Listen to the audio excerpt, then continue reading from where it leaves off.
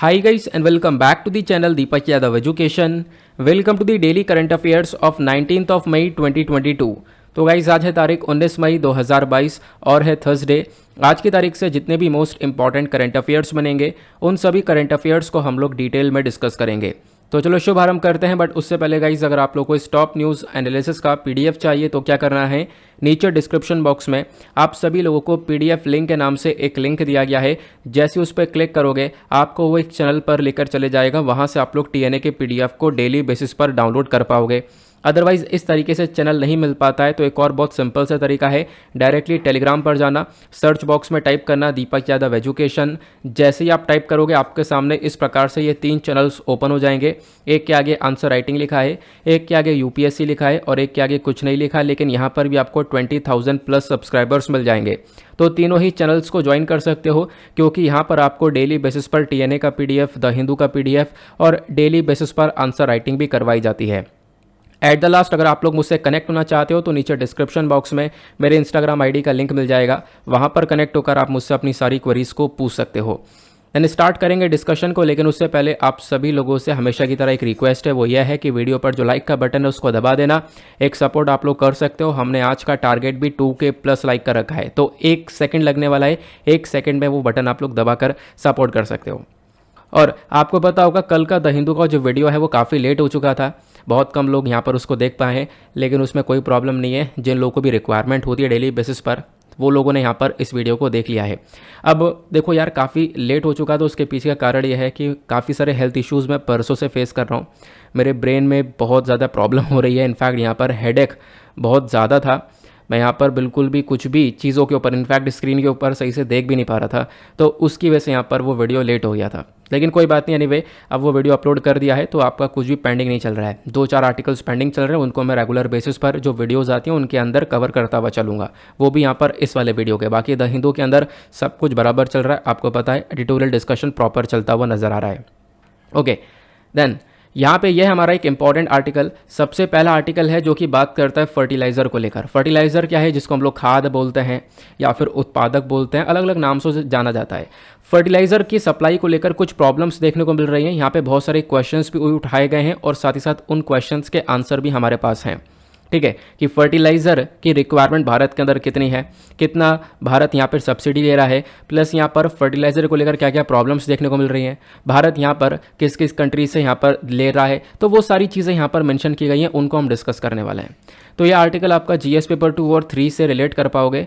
इस GS paper 2 और 3 में अलग अलग टॉपिक दे रखे हैं। जैसे 2 के अंदर एक टॉपिक है गवर्नमेंट पॉलिसीज़ एंड इंटरवेंशन का, और 3 के अंदर टॉपिक है direct and indirect farm subsidies का। तो दोनों से ही यहाँ पर ये आर्टिकल रिलेट हो जाएगा। तो बेसिक सा मुद्दा क्या है कि भारत आज के टाइम पर फर्टिलाइज़र सप्लाई को लेकर एक डिसरप्शन फेस कर रहा है, एक चैलेंज को फेस कर रहा है इस रशिया यूक्रेन के वॉर के टाइम पर। इस आर्टिकल को इंडियन एक्सप्रेस ने एक्सप्लेन सेक्शन पर समझाया है, फर्टिलाइज़र सप्लाई डिसरप्टेड। अब यहाँ पे सरकार का क्या प्लान है इस शॉर्टफॉल को मीट करने के लिए, या फिर ये जो कमी पड़ रही है इसको टैकल करने के लिए। तो क्या गवर्नमेंट ने प्लान किया है वो भी हम लोग यहाँ पर डिस्कस करने वाले हैं। इस आर्टिकल का जो पूरा का पूरा पेज है मैंने वो लगा दिया है, आप भी देख पाओगे। यहाँ पे बहुत सारे क्वेश्चंस उठाए गए हैं जैसे मैंने आपको बताया, और इन क्वेश्चंस के आंसर भी आपको यहाँ पर मिल जाएंगे। इस पूरे आर्टिकल को मैंने आगे कॉपी पेस्ट कर दिया है। पहला क्वेश्चन उठता है कि भारत को कितने फर्टिलाइज़र की रिक्वायरमेंट पड़ती है। तो पिछले 10 सालों में हम लोग लगभग 500 मेट्रिक टन तक जो फर्टिलाइज़र है हर साल कंज्यूम कर रहे हैं। तो एक भारी मात्रा में फर्टिलाइज़र का कंजम्पशन भारत कर रहा है। और आप देख पाओगे रेगुलर बेसिस पर, यानी साल बाय साल जो ये खाद की कंजम्पशन है वो लगातार इंक्रीज़ होती हुई चली जा रही है। और इसी चक्कर में जो हमारी केंद्र सरकार है, आपको पता होगा जो सेंटर है वो सब्सिडी देती है। सब्सिडी मतलब जो केंद्र सरकार है वो यहाँ पर कुछ अमाउंट प्रोवाइड करवाती है जो भी यहाँ पर इसका प्रोडक्शन कर रहा है। तो सेंटर यानी जो हमारी केंद्र सरकार है वो इस फर्टिलाइज़र के ऊपर सब्सिडी देती है। अब यहाँ पे कुछ कंपनीज है जो कि इस खाद को बनाती हैं, ठीक है, तो उनके पास यहाँ पे कुछ सरकार की साइड से पैसा आता है, कुछ छूट आती है, कुछ सब्सिडी आती है वापस। ठीक है, जैसा आपने देखा होगा सिलेंडर्स के ऊपर और इन सब चीज़ों के ऊपर गवर्नमेंट सब्सिडी मिलती है। तो सरकार का जो फर्टिलाइज़र सब्सिडी बिल है ये भी इंक्रीज़ हो रहा है, 62% से इंक्रीज़ हो चुका है, 62% से ये बिल इंक्रीज़ हुआ है।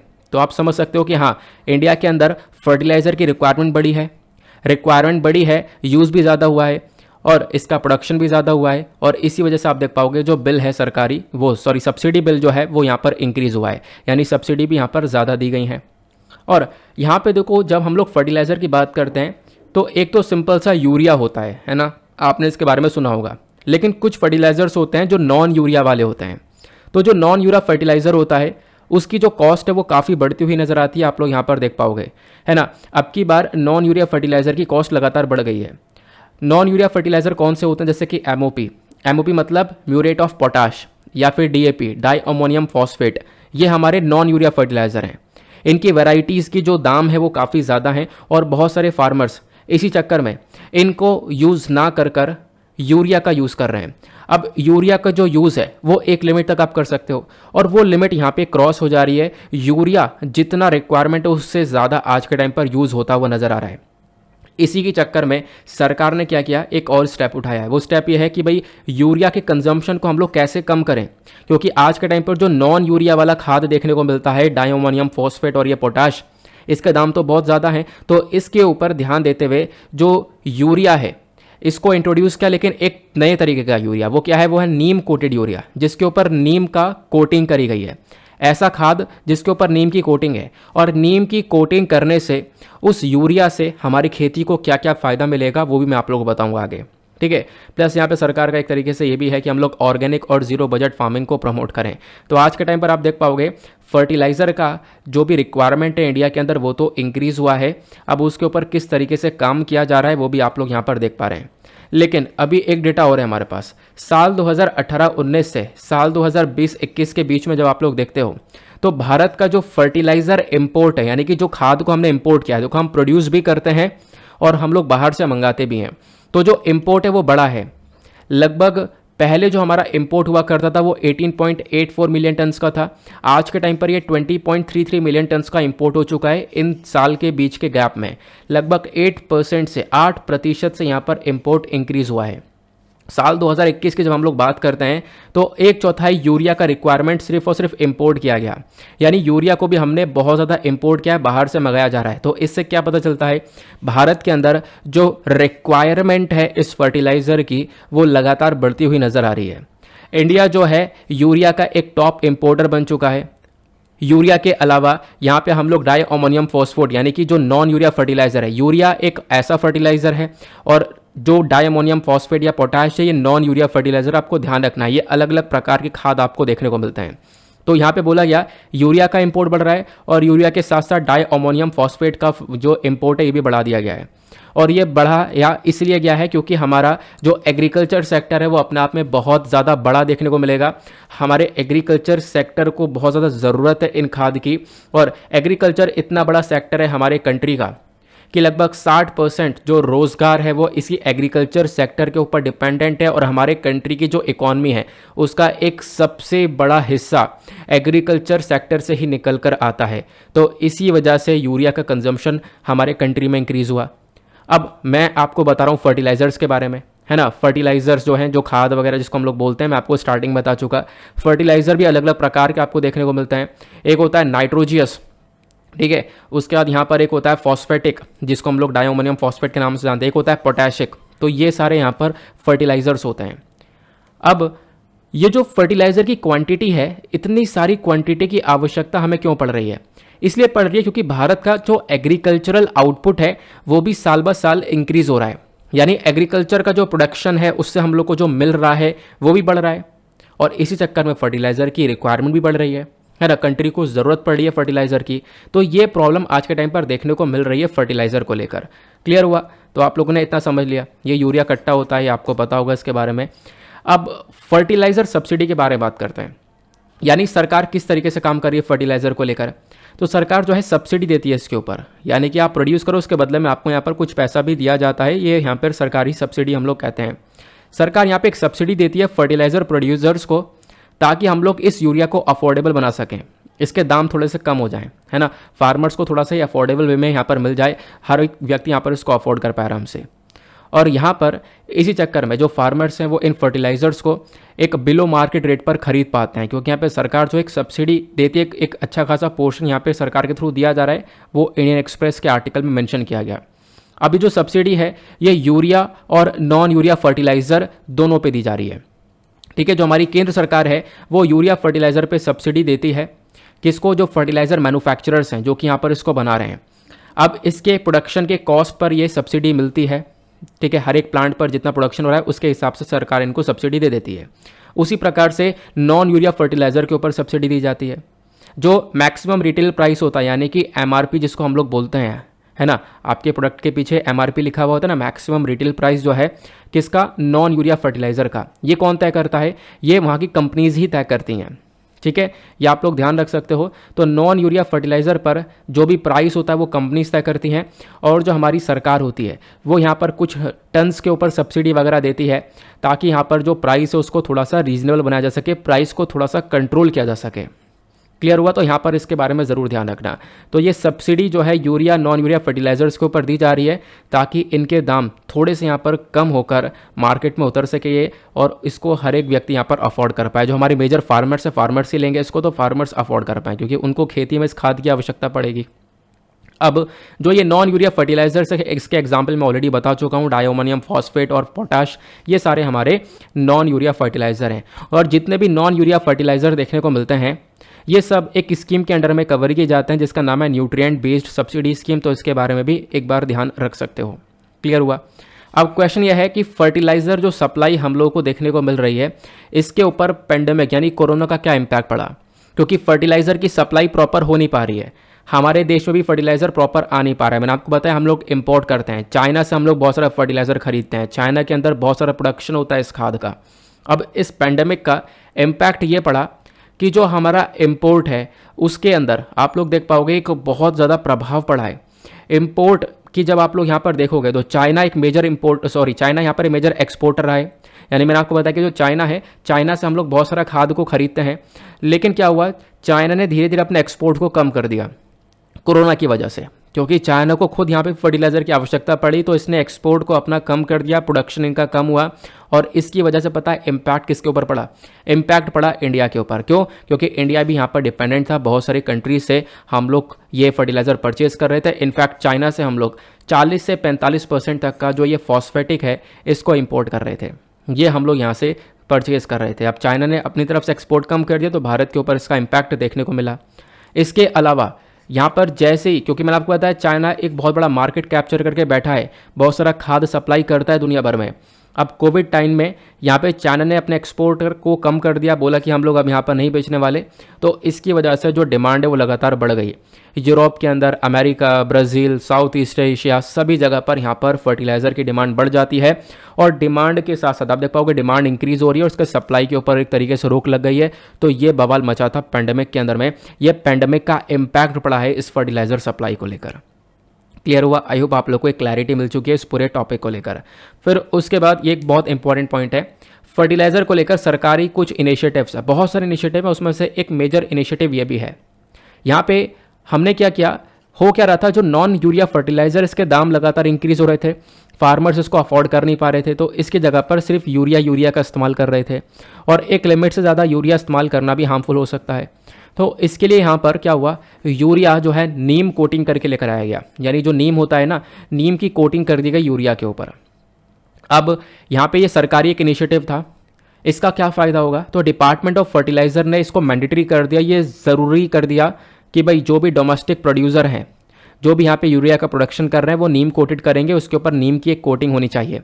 अब नीम कोटेड यूरिया से क्या फ़ायदा होगा, पहला फ़ायदा होगा कि जो मिट्टी की हेल्थ है वो यहाँ पर डेवलप हो जाएगी, यानी कि जो सॉइल है उसकी हेल्थ यहाँ पे लगातार इंप्रूव होती हुई नज़र आएगी। प्लस यहाँ पे आप देख पाओगे जो प्लांट प्रोटेक्शन केमिकल्स होते हैं इसके अंदर, जो मतलब क्या होता है आज के टाइम पर प्लांट को प्रोटेक्ट करने के लिए, अपने पेड़ को बचाने के लिए काफ़ी सारे केमिकल्स का इस्तेमाल होता है, तो उन केमिकल्स का इस्तेमाल करना कम हो जाएगा। प्लस यहाँ पे जो भी आपकी फसल के ऊपर कीड़े मकोड़ों का अटैक हो रहा है, डिजीज़ अटैक हो रहा है, वो कम हो जाएगा इस नीम कोटेड यूरिया फर्टिलाइज़र से। उसके बाद यहाँ पर एक सबसे खास फ़ायदा ये भी है, जब आप लोग नीम कोटेड वाला यूरिया इस्तेमाल करोगे तो इससे जो आपकी खेती है उसका जो प्रोडक्शन है वो इंक्रीज़ होगा। जो आपके यहाँ पर धान है, शुगर केन है, मेज़ है, सोयाबीन है, तूर, रेड ग्राम, जो भी दाल है आपकी, ये सारे जो चीज़ है वो सब, इसका जो फसल है वो यहाँ पर बढ़ती हुई नज़र आती है। तो ये फ़ायदा आपको देखने को मिल जाएगा नीम कोटेड यूरिया का। क्लियर हुआ? तो ये सरकार के इनिशिएटिव हो गए, यूरिया वगैरह क्या है वो सारी बातें आपको यहाँ पर जानने को मिल चुकी हैं। तो ये बवाल हो रहा है यूरिया को लेकर, फर्टिलाइजर सप्लाई को लेकर एक डिसरप्शन है, सरकार यहाँ पे सब्सिडी वगैरह दे रही है, पेंडेमिक का क्या इम्पैक्ट पड़ा, ओवरऑल एक सिनेरियो आपको मिल चुका है। आगे आते हैं। यहाँ पे है हमारा दूसरा आर्टिकल। ये आर्टिकल बहुत इंपॉर्टेंट होने वाला है हमारे एग्जाम के पॉइंट ऑफ व्यू से, ज़बरदस्त तरीके से आप लोग यहाँ पे इसको रिलेट कर पाओगे। बात की गई है, देखो एक स्काई फॉल देखने को मिला गुजरात के अंदर। गुजरात के अंदर कुछ गिरा है। अब गुजरात के अंदर आसमान से जो भी गिरा, तो वो जो गिरा है वो इस प्रकार से बॉल आपको ये देखने को मिल रही है। अब जब इसको देखा गया तो एक्सपर्ट्स का कहना यह है, ये भैया चाइना के रॉकेट का एक डेब्री है। चाइना के रॉकेट का यानी आप कह सकते हो कचरा है। चाइना ने एक रॉकेट भेजा होगा, अब वो अपना जो भी मिशन है वो कर रहा होगा। अब वो रॉकेट सब कबाड़ बन जाता है, आपको ही पता है, अपना मिशन लॉन्च करने के बाद में। अब क्या हुआ, उसमें से ये जो कबाड़ है ये नीचे गिरने लगा, ये जो वेस्ट है नीचे गिरने लगा। तो यहाँ पे बोला गया है कि भैया कुछ मेटल बॉल्स पाई गई हैं। मेटल बॉल्स कहाँ कहाँ पर गिरी हैं, भालेज और खाम्बालोज, रामपुरा विलेज, ये सारे विलेजेस आपको देखने को मिल रहे हैं। तो थर्सडे में, यानी कि ये सब हम लोगों ने देखा है कि थर्सडे की इवनिंग में ये जो बॉल से गिरना स्टार्ट हुई हैं। तो एक्सपर्ट्स का कहना यह है कि भाई यहाँ पर ये जो भी बॉल हैं ये सब डेब्रिस हो सकती हैं, चाइना के रॉकेट का ये कबाड़ हो सकता है। तो अपने आप में देखो, इस आर्टिकल में ये नहीं पूछा जाएगा बॉल कहाँ पे गिरा, किसका था, चाइना का रॉकेट का था, ये क्या था, ये सब कुछ नहीं पूछा जाने वाला है। यहाँ पे एक टर्म आ जाता है बहुत इंपॉर्टेंट, डेब्री। ये जो छोटा सा वर्ड है ना, ये अपने आप में आने वाले टाइम पर बहुत बड़ी प्रॉब्लम बन सकता है। एक इतनी बड़ी प्रॉब्लम कि आप इमेजिन कर सकते हो कि अंतरिक्ष में जितनी भी सैटेलाइट्स हैं, दुनिया भर की सैटेलाइट्स आपको तैरती हुई नजर आती हैं, बड़े बड़े मिशंस आज के टाइम पर अंतरिक्ष में घूम रहे हैं, वो सब तबाह हो सकते हैं। एक समय ऐसा आ सकता है कि वो सारे सैटेलाइट्स सब खत्म हो सकता है, जितना भी सब कुछ खत्म हो सकता है।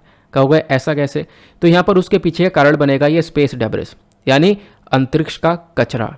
आपने पहले ही पढ़ रखा है स्पेस डेब्रिस के बारे में, हालांकि 2 महीने पहले कवर किया है, तो इस वजह से आप लोग को थोड़ा कम याद होगा, लेकिन कोई बात नहीं, आज हम लोग फिर से कवर करने वाले हैं। तो इस आर्टिकल को आप लोग जीएस पेपर 3 स्पेस टेक्नोलॉजी का टॉपिक आपके सिलेबस के अंदर मेंशन्ड है, वहाँ से आप रिलेट कर पाओगे। तो गुजरात के अंदर स्काईफॉल देखने को मिला, एक्सपर्ट्स ने बोला भाई यहाँ पर चाइना के रॉकेट का ये डेब्री है। चलो अब मैं आप लोग को अंतरिक्ष की यात्रा पर लेकर चलता हूँ। कल भी अंतरिक्ष की रात यात्रा पे गए थे, गगनयान मिशन को हमने कवर किया था, आप लोगों को मज़ा आ चुका था, इतने सारे कमेंट्स आए थे कि खुश हो जाते हैं यहाँ पर ये सारे कमेंट्स देकर कि आपको सारी चीज़ें बहुत अच्छे से समझ में आ रही हैं और सिंपल से शब्दों में समझ में आ रही हैं। यहाँ पे आप देखोगे, जब आप लोग देखते हो स्पेस को, तो ये अर्थ हुआ, अर्थ के बाहर आपने स्पेस देखा। स्पेस में जब आप लोग देखोगे तो बहुत सारी सैटेलाइट्स वगैरह छोड़ी जा रही हैं रेगुलर बेसिस पर। आज के टाइम पर तो बहुत सारी कंट्रीज़ कैपेबल हो चुके हैं सैटेलाइट्स छोड़ने के लिए। अब सैटेलाइट ज़्यादा हो जाती हैं तो सैटेलाइट एक पर्टिकुलर टाइम पीरियड के लिए है, उसकी उम्र 5 साल, 8 साल, 10 साल, 15 साल, इतनी साल रहेगी। लेकिन उसके बाद क्या होगा, क्या वो वापस हम लोग लेकर आ पाएंगे नीचे? नहीं।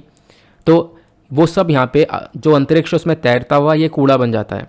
आप देख पाओगे ये हमारा पूरा का पूरा स्पेस डेब्री कहलाता है, ठीक है। ये आप देख पाओगे नासा की वेबसाइट पर एक इमेज आया, ये आप कहोगे बड़ा सुंदर सा नज़र आ रहा है। ये सुंदर सा नज़र आ रहा है, लेकिन ये उतना ही गंदा है और उतना ही खतरनाक देखने को मिलेगा। ये कितना गंदा देखने को मिलेगा मैं आपको बताऊंगा। आपने देखा होगा थंबनेल पर मैंने एक पिक्चर लगा रखा है कि जल्दी पृथ्वी ऐसे दिखने वाली है, जिसके बड़े बड़े रिंग्स होंगे, इस प्रकार से रिंग्स होंगे। तो आप देखोगे यार वाकई में जैसे सैटर्न है, सैटर्न के आसपास रिंग्स है ना, वैसी पृथ्वी के आसपास रिंग्स होंगे। तो आपको कहोगे खूबसूरत सा लग रहा है, लेकिन ये रिंग्स जैसा आपको इस वाले पिक्चर में दिख रहे हैं ऐसा नहीं होंगे। तो कैसे होने वाले हैं? ये रिंग्स ऐसे होने वाले हैं। इस पिक्चर को ज़रा सा स्टॉप करके, वीडियो को स्टॉप करके ज़रा सा जूम करके देखो, ये रिंग्स यहाँ पे कचरा होने वाला है, ये सारा का सारा। और ये कचरा कौन सा होगा? ये कचरा इन्होंने यहाँ पर बनाकर दिखा दिया है ऐसे ही, लेकिन ये कचरा होने वाला है स्पेस का कूड़ा, स्पेस का डेब्रिस। तो ये पृथ्वी को खूबसूरत नहीं, पृथ्वी को और ज़्यादा भद्दा बनाने वाले हैं ये सारे स्पेस डेब्रिस। ये सबसे बड़ा कंसर्न हमको देखने को मिल रहा है। और जिस प्रकार से लगातार सैटेलाइट्स को लॉन्च किया जा रहा है, ये अपने आप में खतरा बन चुका है हमारे स्पेस के लिए। और मैं आपको अभी आगे डोमिनो इफेक्ट के बारे में बताऊंगा, थोड़ा सा वेट करो। डोमिनो इफेक्ट सुनकर आपको मज़ा आ जाएगा कि हाँ यार, मज़ा भी आ जाएगा। और एक कंसर्न भी है, वो कंसर्न ये है कि वो कितना खतरनाक हो सकता है यार स्पेस के लिए। अब नासा ने कुछ इमेजेस यहाँ पर रिलीज़ करी हैं। नासा की वेबसाइट पर जाओगे तो ये देखो, जब भी स्पेस का कोई आर्टिकल आता है तो नासा, इसरो, इनकी वेबसाइट परफेक्ट है। मैं यहीं पर डायरेक्ट विजिट करता हूँ, यहाँ से बहुत सारी इन्फॉर्मेशन निकलती मैं आपको देता हूँ। गगनयान मिशन के बारे में इसरो की वेबसाइट पर जाओगे बहुत कुछ मिलेगा आपको, व्योमित्र और इन सब की इमेजेस वगैरह मिलेंगे, वो सब मैं आपके लिए लेकर आया था कल, है ना। तो इनकी जब भी कोई इन्फॉर्मेशन आता है स्पेस संबंधित तो आप लोग इनकी वेबसाइट पर विजिट करा करो, ऑथेंटिक इन्फॉर्मेशन मिलती है। या गवर्नमेंट के रिगार्डिंग कोई डेटा है तो हर एक टॉपिक की एक वेबसाइट बनी हुई है, हर एक डिपार्टमेंट की एक वेबसाइट बनी हुई है, वहाँ से आप लोग जाओगे ना तो चीज़ें आराम से कवर होती हैं। रिपोर्ट्स आती हैं वो वेबसाइट पर जाकर, आप पूछते हो कि ये इतना सारा डेटा, इतनी सारे ग्राफ कैसे आ जाते हैं, तो वो खुद अपने वेबसाइट पर मेंशन करते हैं। कोई भी रिपोर्ट आती है वो सब उनकी वेबसाइट पर आ जाती है और एक ऑथेंटिक वे में आपको मिलता है, ठीक है। तो यहाँ पे इन्होंने दिखाया 1957 में यहाँ पे आप देख पाओगे पृथ्वी कुछ इस प्रकार से देखने को मिल रही है, बाहर कुछ भी कूड़ा नहीं देखने को मिल रहा। 1992 में आपको कुछ इस प्रकार से पृथ्वी का नज़ारा देखने को मिलेगा। 2015 तक ये हाल हो चुका है, इतनी सारी सैटेलाइट्स तैर रही हैं। और 2018 तक यहाँ पे आप देख पाओगे ये सैटेलाइट्स ने पूरी तरह से पृथ्वी को घेर लिया है।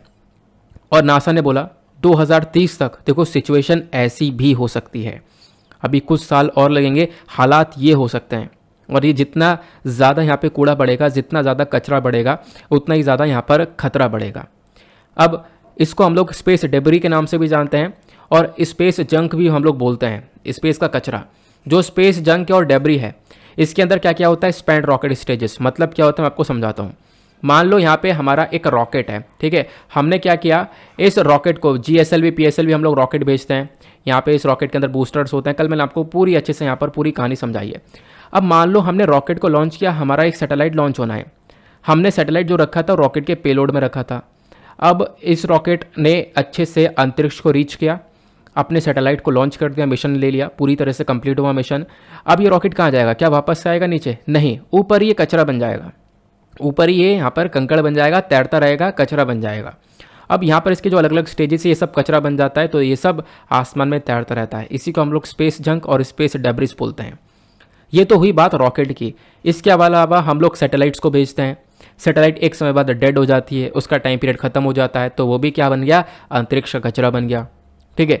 उसके बाद और ही बहुत सारे स्पेस ऑब्जेक्ट्स होते हैं, ये सारे डेब्रिस आपको देखने को मिलता है। ये सब डेब्रिस हम लोग बोलते हैं, इसको डेब्री भी बोला जाता है, आप लोग ध्यान रखना। अब सबसे परेशानी वाली बात यह है कि जो ये कचरा घूम रहा है अंतरिक्ष में, उसकी स्पीड जो है वो बहुत तेज़ है। इसकी average speed 27,000 kilometre per hour से है। तो इतनी तेज़ स्पीड है, अगर ये जरी सी भी किसी भी हमारे मिशन से टकराता है तो उसको तबाह कर देगा। सबसे बड़ा खतरा तो यही है। हम लोग अपने किसी मिशन को लॉन्च करते हैं, किसी रॉकेट को लॉन्च करते हैं, अगर उसके रास्ते में कचरा आ जाता है तो हमारा मिशन यहाँ पे फेल हो जाना है ना। इसी चक्कर में कभी कभी ये रॉकेट्स वगैरह डिले कर दिए जाते हैं, मिशन को डिले कर दिया जाता है। क्यों? क्योंकि बोला जाता है कि रास्ते में एक कंकड़ आ चुका है, एक कचरा आ चुका है ना, स्पेस डेब्री आ चुका है। तो ये जो फ्री फ्लोटिंग यानी कि जो तैरता हुआ स्पेस डेब्री है, अंतरिक्ष का कचरा है, ये हमारे लिए बहुत खतरनाक एक खतरा बन चुका है हमारे सैटेलाइट्स के लिए। हमारी सैटेलाइट से टकरा कर उन सैटेलाइट को डिसफंक्शनल कर सकता है, उन सैटेलाइट का काम तमाम कर सकता है। और पता है यहीं पर एक आता है कैसलर सिंड्रोम। कैसलर थ्योरी क्या आती है, इसको मैं आपको समझाता हूँ। मैंने आपको स्टार्टिंग बोला ना कि एक समय ऐसा आ सकता है कि सैटेलाइट्स, जितने भी अंतरिक्ष में सैटेलाइट्स वगैरह वो सब तबाह हो सकती हैं, उसको हम लोग कैसलर सिंड्रोम बोलते हैं। या फिर यहाँ पे आपको डोमिनो इफेक्ट देखने को मिलेगा। उन्होंने बोला है कि डोमिनो इफेक्ट देखने को मिल सकता है। क्यों? क्योंकि यहाँ पर ऐसा कुछ हो सकता है कि भाई यहाँ पर एक सैटेलाइट जो है सबको तबाह कर सकती है ना। एक गिरा तो सबको लेकर ये गिरेगा, है ना। समझते हैं इसको कैसे। मैंने आपको बताया अंतरिक्ष में बहुत सारी सैटेलाइट्स हैं। मान लो एक सैटेलाइट ये है और एक सैटेलाइट ये है, एक सैटेलाइट ये है, एक सैटेलाइट ये है, बहुत सारी सैटेलाइट्स हैं। यहाँ पे सपोज करो इसको। अब मान लो सैटेलाइट कर रहा हूँ, ये सब कचरा है, स्पेस डेब्रिस है, ठीक है। सैटेलाइट नहीं, ये सब यहाँ पर स्पेस डेब्रिस है, ये सब अंतरिक्ष का कचरा है, बहुत सारा है। अब मैंने आपको बताया कितनी तेज़ी से, कितनी स्पीड से यहाँ पर ये अंतरिक्ष में ट्रैवल कर रहा है। अब ट्रैवल करते करते क्या होता है, मान लो ये जो है इससे टकराता है, इससे टकराएगा, ये फूटेगा, इसमें से कुछ निकला, ये टकराया इससे, ये फूटेगा, ये टकराया इससे, ये फूटा, ये टकराया इससे, ये टकराया इससे, सब आपस में धूम धड़ाक होकर सारी सैटेलाइट्स को ख़त्म कर देंगे। इसी को हम लोग डोमिनो इफेक्ट बोलते हैं। इसी को हम लोग यहाँ पर कैसलर सिंड्रोम बोलते हैं कि एक समय ऐसा आ सकता है कि ये सैटेलाइट्स एक दूसरे से टकरा कर सब कुछ ख़त्म कर सकती हैं स्पेस के अंदर, ठीक है। तो आप लोग ध्यान रखना कैसलर सिंड्रोम क्या है।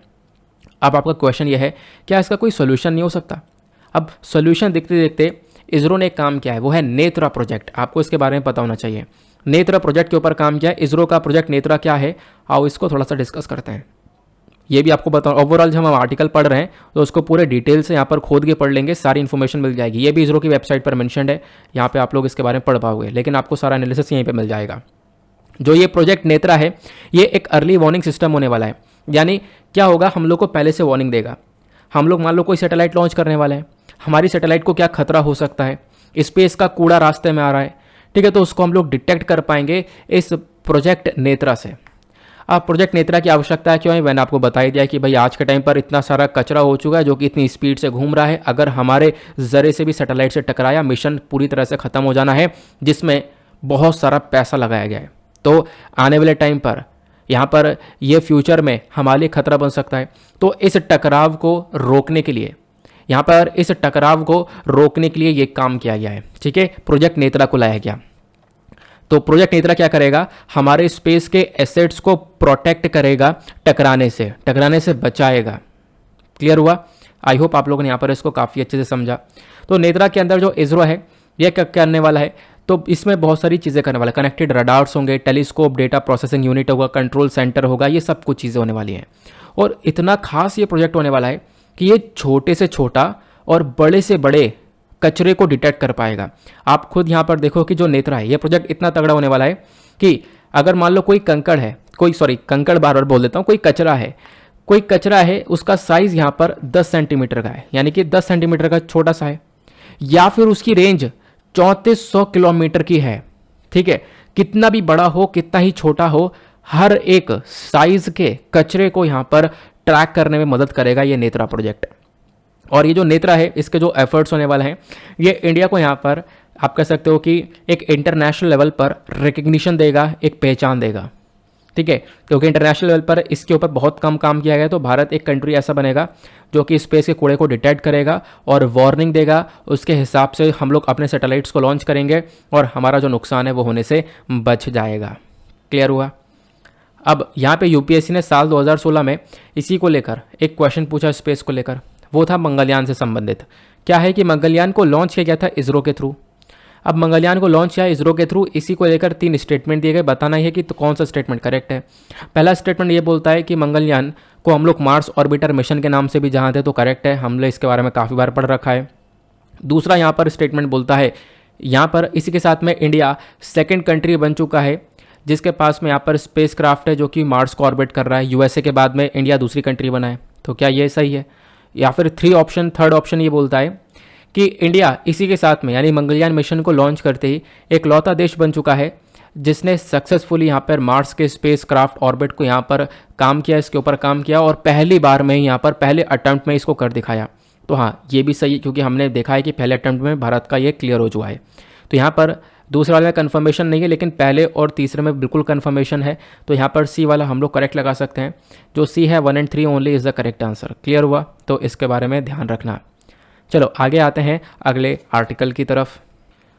नाउ नेक्स्ट आर्टिकल होने वाला है बहुत ज़्यादा इंपॉर्टेंट, फोर्टिफिकेशन ऑफ राइस के बारे में हम लोग चर्चा करने वाले हैं। यार बवाल मचा हुआ है देश भर में फोर्टिफिकेशन को लेकर, और कितने सारे आर्टिकल्स पब्लिश हुए हैं वो सब आपको मैं दिखाऊंगा। इस आर्टिकल को आप लोग जीएस पेपर 2 हेल्थ से रिलेट कर पाओगे। आप कहोगे हेल्थ से क्यों रिलेट कर पाओगे? इसे देखो, एक आर्टिकल है, इस आर्टिकल को the Hindu, business time, Hindustan times सभी कवर कर चुके हैं। झारखंड के अंदर एक प्रॉब्लम देखने को मिल रही है। प्रॉब्लम यह है कि जो भैया फोर्टिफिकेशन ऑफ राइस है, जो फोर्टिफाइड राइस है, इसका एक रिस्क बढ़ चुका है। लोगों की हेल्थ जो है और ख़राब हो सकती है, ऐसा दावा लगाया जा रहा है। क्योंकि फोर्टिफिकेशन के अंदर क्या करते हैं हम लोग, जो भी चावल है या फिर फूड है, हम देखो, हम लोग जब फोर्टिफिकेशन की बात करते हैं तो इसको हम लोग फूड फोर्टिफिकेशन बोलते हैं। फूड फोर्टिफिकेशन मतलब खाने के अंदर कुछ एडिशनल न्यूट्रिएंट्स को ऐड कर देना। तो इसको आप लोग फूड फोर्टिफिकेशन भी बोल सकते हो या फिर राइस फोर्टिफिकेशन बोल सकते हो कि चावल के अंदर कुछ अलग से न्यूट्रिएंट्स को ऐड करना, उसको हम लोग राइस फोर्टिफिकेशन बोल देते हैं। अब होता यह है कि झारखंड के अंदर बहुत सारे एक्टिविस्ट हैं जिन्होंने यहाँ पर बिल्कुल ऑब्जेक्शन उठाया है इस राइस फोर्टिफिकेशन स्कीम को लेकर। यहाँ पे बोला यह जा रहा है कि यार बहुत सारे ट्राइबल पीपल आपको देखने को मिलते हैं, बहुत सारे ट्राइबल पॉपुलेशन है जो कि पहले से बहुत सारी बीमारियों से सफ़र कर रही हैं, जैसे sickle cell anaemia, thalassaemia, tuberculosis. ये बीमारियों से ये ट्राइबल पीपल सफ़र कर रहे हैं। अब जब इन बीमारियों से ये सफ़र कर रहे हैं तो इनके अंदर क्या है, आयरन का जो कंटेंट है वो ज़्यादा हो चुका है। इन बीमारियों में क्या होता है, बॉडी के अंदर आयरन जो है वो बढ़ जाता है। और अभी जो राइस के अंदर फोर्टिफिकेशन किया गया है, इसमें अलग से आयरन बढ़ा कर दिया जा रहा है, आयरन ऐड कर दिया जा रहा है, न्यूट्रिएंट्स को ऐड किया जा रहा है। तो यहाँ पे जिनके अंदर पहले से आयरन बढ़ा हुआ है वो आयरन फोर्टिफाइड राइस को अगर कंज्यूम करेंगे तो आयरन एक लिमिट से ज़्यादा हो जाएगा, जो कि उनके जान के लिए खतरा बन रहा है। उनके आप कह सकते हो हेल्थ के लिए एक बहुत बड़ी प्रॉब्लम बनता हुआ नजर आ रहा है। तो वो चीज़ें यहाँ पे बताई गई हैं। इसको लेकर यहाँ पे बवाल मचा हुआ है पूरा का पूरा।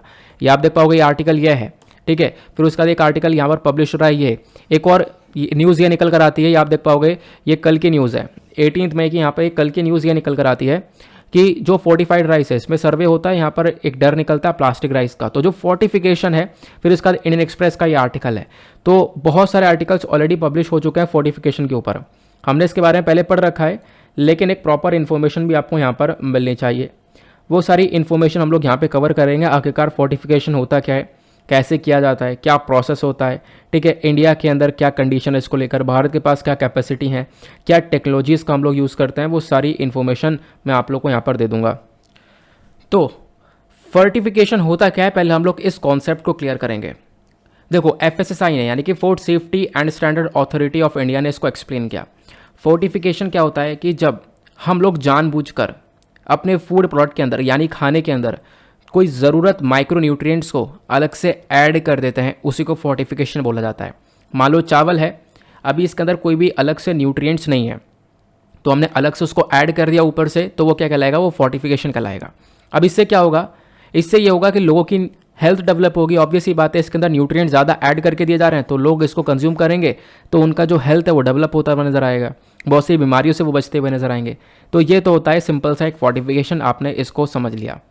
अब जब हम लोग फूड फोर्टिफिकेशन के बारे में चर्चा करते हैं, ये फूड फोर्टिफिकेशन भी हो सकता है या राइस फोर्टिफिकेशन भी हो सकता है। तो फूड फोर्टिफिकेशन के अलग अलग प्रकार होते हैं। एक प्रकार होता है कमर्शियल और इंडस्ट्रियल फोर्टिफिकेशन, जहाँ पर हम लोग आराम से जो भी चावल है, जो भी हमारा आटा है, कॉर्न मिल है, इसके अंदर आराम से कुछ ना कुछ न्यूट्रिएंट्स को ऐड कर देते हैं। कुकिंग ऑयल के अंदर कुछ अलग से डाल दिया तो आराम से मिक्स हो जाता है। तो पहला वाला जो टाइप है ये बहुत सिंपल है। और तीसरा वाला जो टाइप है ये होता है होम फोर्टिफिकेशन, ये भी बहुत सिंपल होता है। इसके अंदर क्या होता है, जो विटामिन डी ड्रॉप्स होती हैं वो ऐड कर दी गई, ये एक एग्जाम्पल है। इसके अलावा कुछ भी विटामिन वगैरह ऐड करना चाहो तो ऐड कर सकते हो। फॉर एग्जाम्पल विटामिन डी एक ऐसा विटामिन है जिसकी कमी 92 से लेकर 95% के लोगों के अंदर देखने को मिलती है। लोगों के अंदर विटामिन डी की डिफिशियंसी बहुत ज़्यादा होती है।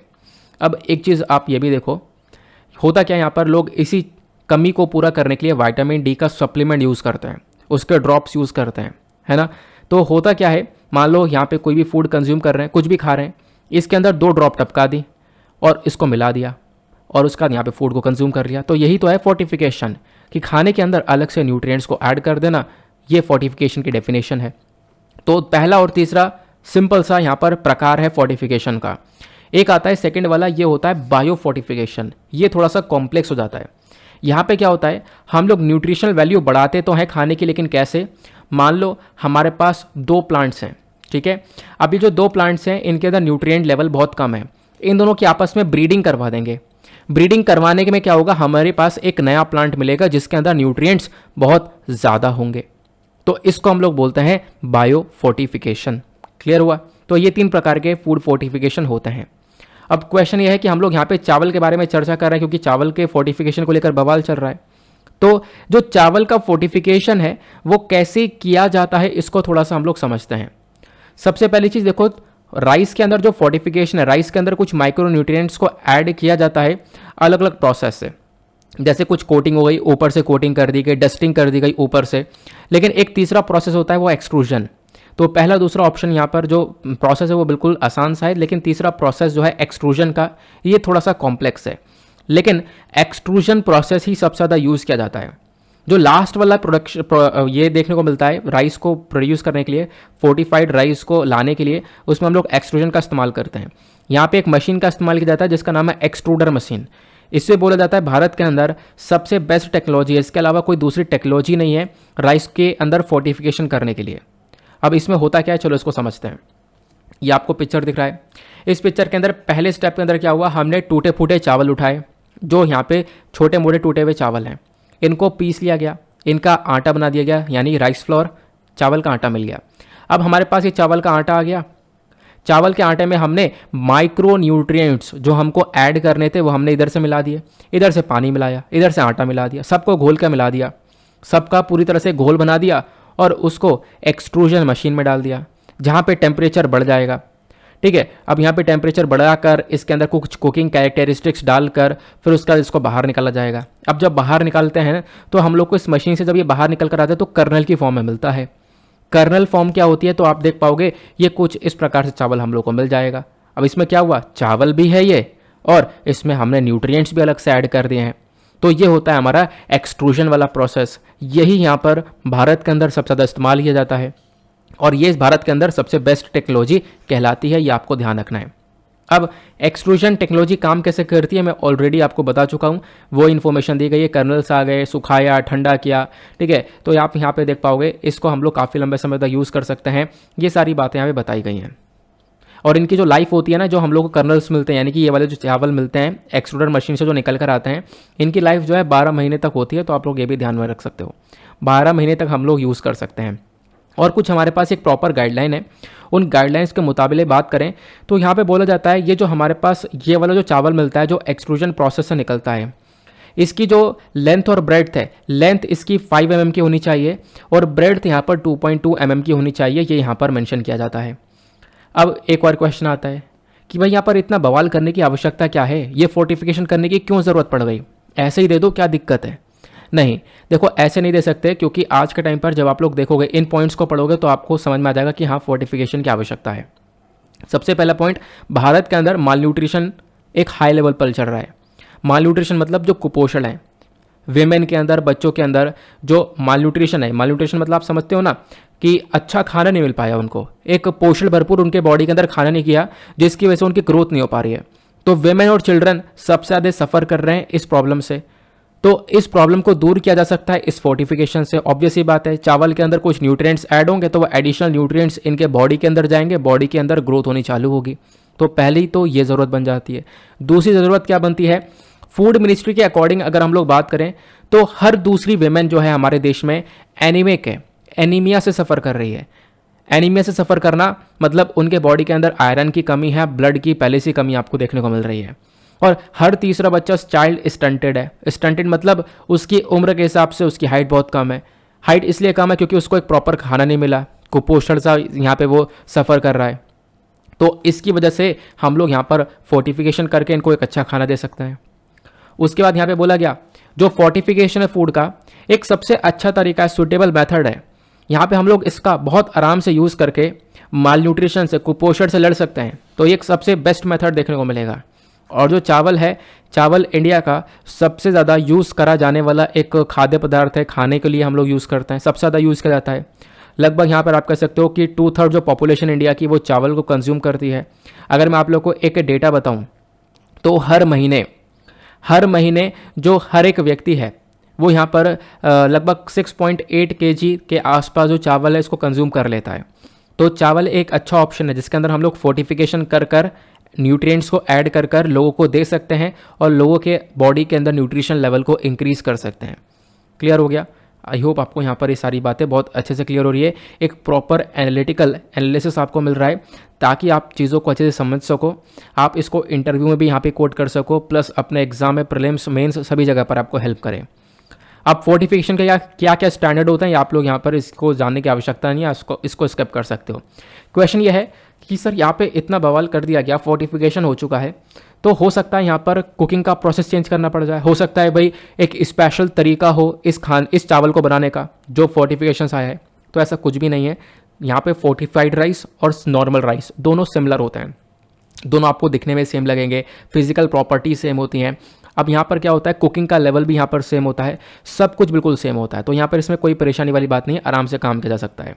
लेकिन पता है एक प्रॉब्लम भी नहीं कह सकते, एक गाइडलाइन ये आती है कि जो फोर्टिफाइड राइस होता है इसमें कोई स्पेशल प्रोसीजर की ज़रूरत तो नहीं है, लेकिन ज़रूरत यह है कि आप उसको सही से धो लो, ठीक है, सही से वॉश कर लो पकाने से पहले। बस खाली ये एक स्पेशल एक नीड चाहिए, अदरवाइज और किसी चीज़ की आवश्यकता नहीं है। अब क्वेश्चन ये होता है कि भारत के पास क्या कैपेसिटी है इस फोर्टिफिकेशन को लेकर।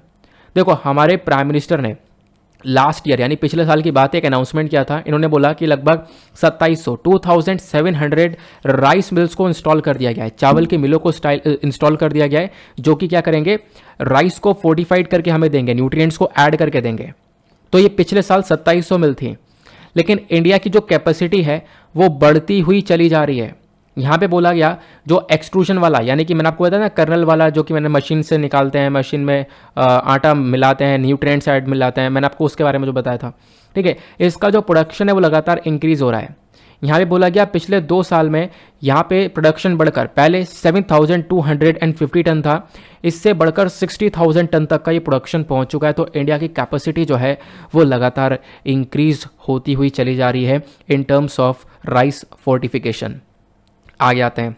अब एक क्वेश्चन ये भी उठेगा, चलो इतना सब कुछ हम लोगों ने कर लिया, ज़रूरत क्या है हम लोगों ने ये भी समझ लिया, अब बताओ इसका फ़ायदा क्या होगा। सबसे पहला फ़ायदा वो है हेल्थ। मैंने आपको बताया काफ़ी सारे लोग सफ़र कर रहे हैं इन चीज़ों से, तो लोगों की हेल्थ डेवलप होगी जब अलग से न्यूट्रिएंट्स ऐड करके खाना दिया जाएगा। दूसरा यहाँ पर न्यूट्रिशन, उनके बॉडी के अंदर जहाँ पे ज़्यादा न्यूट्रिएंट्स आएंगे, है ना, तो न्यूट्रिशन लेवल उनका इंक्रीज़ होगा। तो ये 2 फ़ायदे इसके मेजर देखने को मिलेंगे, ज़्यादा यहाँ पर और डिटेल में जाने की आवश्यकता नहीं है। बाकी अब यहाँ पे देखो हर चीज़ के 2 पहलू हैं, उसके अंदर फ़ायदा भी है नुकसान भी है। तो फ़ायदा आपने देख लिया और फ़ायदा काफ़ी बेहतर सा ये आपको समझ में आ रहा है, लेकिन क्या आपको पता है कि फोर्टिफिकेशन ऑफ राइस के अंदर कुछ दिक्कत भी हो सकती हैं, प्रॉब्लम्स भी हो सकती हैं। बिल्कुल हो सकती हैं। प्रॉब्लम्स क्या हो सकती हैं? तो सबसे पहली प्रॉब्लम है कि भाई हम लोग प्रकृति के अगेंस्ट में जा रहे हैं। अगर जो हम लोग को मान लो कोई ऐसा फूड प्रोडक्ट है जो कि हमें ऑलरेडी नेचर दे रहा है, जिसके अंदर अलग से ऑलरेडी न्यूट्रिएंट्स ऐड है, तो वो अगर हमें प्रोडक्ट मिल रहा है तो ज़्यादा फ़ायदा है ना, नेचर की तरफ से नेचुरली मिल रहा है। लेकिन फोर्टिफिकेशन के अंदर हमने क्या किया, आर्टिफिशियल तरीके से, ज़बरदस्ती तरीके से हम लोगों ने उसके न्यूट्रिएंट्स को इंक्रीज़ कर दिया, तो प्रकृति के अगेंस्ट में ये चला जाता है, पहला इसका नुकसान। अब जब ये नेचर के अगेंस्ट में गया तो इसकी बायो अवेलेबिलिटी कम हो जाती है, मतलब आपने ज़बरदस्ती इसके अंदर न्यूट्रिएंट्स ऐड करे हैं, तो अब जो भी व्यक्ति इसको खाएगा इसके सारे न्यूट्रिएंट्स अपने बॉडी में एब्जॉर्ब नहीं कर पाएगा। ठीक है, उसके बॉडी के अंदर सारे न्यूट्रिएंट्स एब्जॉर्ब नहीं हो पाते क्योंकि इसका बायो अवेलेबिलिटी कम हो जाता है, और बायो अवेलेबिलिटी कम हो जाएगा तो इसकी वजह से यहाँ पर आप कह सकते हो इम्यूनिटी इश्यूज आ सकते हैं। मतलब यहाँ पे आप चीज़ों को खा रहे हो ताकि आप इम्यूनिटी को बूस्ट कर सको, आपकी इम्यूनिटी स्ट्रांग रहेगी तो किसी बीमारी से लड़ सकते हो। लेकिन यहाँ पे क्या है, इम्यूनिटी बूस्टिंग सब्सटेंस कुछ भी नहीं देखने को मिलता है, तो इम्यूनिटी बूस्ट वगैरह के बारे में भूल जाओ। और चौथा ऑप्शन यहाँ पे एक और सबसे बड़ा प्रॉब्लम है, ओवर न्यूट्रिशन। मान लो कोई व्यक्ति है जो कि पहले से कुछ प्रॉब्लम से सफ़र कर रहा है, कुछ दवाइयाँ वगैरह ले रहा है वो, ठीक है, वो दवाइयाँ ले रहा है, अब उसको कुछ ही माइक्रो न्यूट्रिएंट्स नहीं लेने हैं। अब मान लो वो दवाइयाँ ले रहा है, उसके बावजूद भी यहाँ पर ये एडिशनल माइक्रो न्यूट्रिएंट्स वाला ये राइस खा रहा है या फोर्टिफाइड फूड खा रहा है, तो ये उसके जान को भी खतरा हो सकता है, ट्रीटमेंट फेलियर भी हो सकता है। ठीक है, तो यहाँ पर आप देख पाओगे जिनकी पहले से दवाइयाँ वगैरह चल रही हैं तो उनके लिए काफ़ी खतरनाक हो सकता है। आई होप आप लोग को यहाँ पर एक प्रॉपर क्रिटिकल सा एनालिसिस मिल चुका है फोर्टिफिकेशन ऑफ राइस को लेकर, सारी इन्फॉर्मेशन डिटेल से मिल चुकी है। फटाफट वीडियो पे जो लाइक का बटन है उसको दबाओ, और टारगेट अभी तक अचीव नहीं हो पाए तो कर दो। आगे चलते हैं आज के आखिरी आर्टिकल की तरफ। नाउ नेक्स्ट आर्टिकल होने वाला है काफ़ी इंपॉर्टेंट, बुद्ध पूर्णिमा के बारे में हम लोग चर्चा करेंगे। रिसेंट डेज में आर्टिकल चर्चा में था, इस आर्टिकल को आप लोग GS paper 1 art and culture से रिलेट कर पाओगे। तो यहाँ पे क्या हुआ है, हमारे पीएम ने अभी जो लॉर्ड बुद्धा के प्रिंसिपल्स हैं इनके ऊपर वापस से जोर दिया, इनको रिकॉल किया है, क्योंकि हमने बुद्ध पूर्णिमा को अभी सेलिब्रेट किया। बुद्ध पूर्णिमा के अवसर पर ये सारा काम किया गया। बुद्ध पूर्णिमा के अवसर पर आपको पता होगा हमारे जो पीएम मोदी हैं वो नेपाल भी विजिट करे, लुम्बिनी के अंदर जहाँ पे माया देवी टेम्पल है वहाँ पे विजिट किया गया इनके थ्रू, और माया देवी टेम्पल में ही यहाँ पर जो गौतम बुद्धा इनका जन्म हुआ था ये आपको पता है। अब हम लोग गौतम बुद्धा जी के बारे में प्लस बुद्ध पूर्णिमा के बारे में कुछ चीज़ें कवर करेंगे, क्योंकि बुद्धिज़्म अपने आप में कुछ इंपॉर्टेंट टॉपिक है। देखो यहाँ पे ये नहीं कहूँगा क्वेश्चन आएगा, हर साल क्वेश्चन आता है बुद्धिज़्म और जैनिज़्म इन सारे टॉपिक्स से रिगार्डिंग, तो आप लोग इनको ज़रूर पढ़कर चलो, आर्ट एंड कल्चर से आप इसको रिलेट कर पाओगे।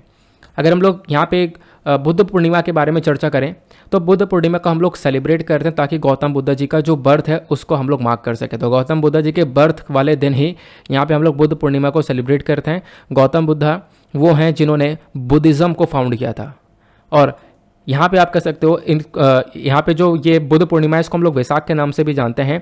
1999 की बात है, 1999 में ये एक यूएन डेजिग्नेटेड डे बना, यानी यूनाइटेड नेशन ने यहाँ पर इसको एक अलग से पहचान दी इस दिन को, और यहाँ पे बताया कि भाई बुद्धिज़्म का कितना बड़ा कंट्रीब्यूशन है हमारे सोसाइटी के प्रति, और तब से हम लोग बुद्ध पूर्णिमा को भी यहाँ पे और ज़्यादा एक तरीके से सेलिब्रेट करने लगे हैं।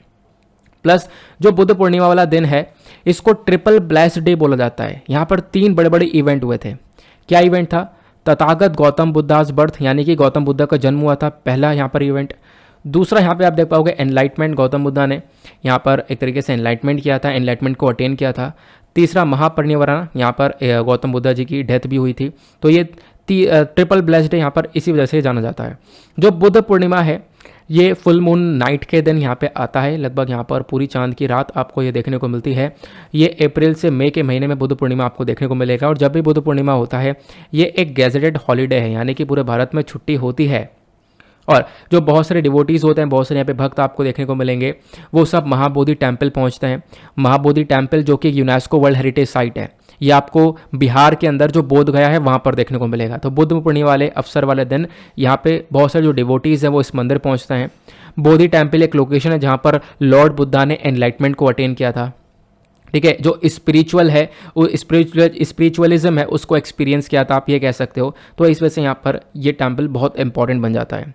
गौतम बुद्धा जी के बारे में चर्चा करते हैं तो इनका जन्म होता है as a Siddhartha Gautam 563 BC के अंदर लुम्बिनी में जन्म होता है। मैंने आपको बता दिया ये साक्या क्लान को बिलोंग करते हैं। गौतम बुद्धा जी ने बोधि जो एनलाइटमेंट है, ठीक है, मैंने आपको बताया जो स्पिरिचुअलिज्म है उसको एक्सपीरियंस किया था एक पीपल ट्री के नीचे, यानी कि पीपल के पेड़ के नीचे, बोध गया बिहार के अंदर में। ठीक है, बुद्धा जी ने अपनी पहली टीचिंग्स दी थी कहाँ पर, सारनाथ विलेज के अंदर में, वाराणसी के पास में। उसके बाद यही जो जब यहाँ पर बुद्धा जी ने अपनी पहली टीचिंग्स दी थी, इसी इवेंट को हम लोग बोलते हैं धम्मचक्रा परिवर्तना। फिर उसके बाद यहाँ पे बताया गया बुद्धा जी की डेथ होती है 80 की एज में। कब? 483 BC के अंदर, कुशीनगर उत्तर प्रदेश में। और इसको हम लोग, इस इवेंट को जानते हैं महापरिनिर्वाण या फिर महापरिनिर्वाणा के नाम से। तो आप लोग इसके बारे में ज़रूर ध्यान में रख सकते हो। तो गौतम बुद्धा जी से संबंधित ये कुछ चीज़ें हैं। फिर उसके बाद में कुछ और डिटेल्स हैं। अभी मैंने आपको बताया क्या कि ये यहाँ पे जो बोधि टेम्पल है, महाबोधि टेम्पल, ये यूनेस्को वर्ल्ड हेरिटेज साइट है। अब बुद्धिज़्म से संबंधित और भी बहुत सारी चीज़ें हैं जिसको यूनेस्को का हेरिटेज साइट मिला हुआ है। जैसे archaeological site of Nalanda Mahavira, ये नालंदा बिहार के अंदर है, इसको यहाँ पे यूनेस्को का हेरिटेज साइट मिला हुआ है। उसके बाद यहाँ पे बुद्धिस्ट मॉन्यूमेंट्स आपको देखने को मिल जाएंगे। Buddhist monument eight Sanchi Madhya Pradesh के अंदर, इसको ये हेरिटेज साइट मिला हुआ है। महाबोधि टेम्पल कॉम्प्लेक्स जो बोधगया बिहार के अंदर है, इसके बारे में ऑलरेडी डिस्कस कर चुके हैं। अजंता केव्स औरंगाबाद महाराष्ट्र में आपको देखने को मिलेगा, ये भी बुद्धिज्म से रिलेटेड है, इसको भी यूनेस्को हेरिटेज साइट का डिक्लेरेशन मिला हुआ है। तो ये सारी बातें आप लोग ज़रूर फोकस में रख सकते हो। तो हमने यहाँ पर बुद्ध पूर्णिमा के बारे में ये सारी बातें कवर कर ली हैं। इस आर्टिकल को वापस से आगे रिपीट हो चुका है, कोई बात नहीं। तो ये कुछ हमारे पास इन्फॉर्मेशन थी। आई होप आपको एक एक इन्फॉर्मेशन अच्छे से क्लियर हो चुकी है। बट आज हम लोग रिविजन नहीं करने वाले हैं क्योंकि मेरे हेड में वैसे ही काफ़ी दर्द है, इस वजह से यहाँ पर रिविजन नहीं करेंगे। कोई बात नहीं, यहाँ पे ये कुछ आर्टिकल्स है जिसको आप लोग देख सकते हो, अपने आप यहाँ पर आप लोग एक रिविजन ले सकते हो। ओके ना, इसी के साथ हम लोग करेंगे अपने लेक्चर को समाप्त और मिलते हैं आप लोगों से नेक्स्ट वीडियो में। आज के लिए bye bye, have a nice day, thank you and जय हिंद।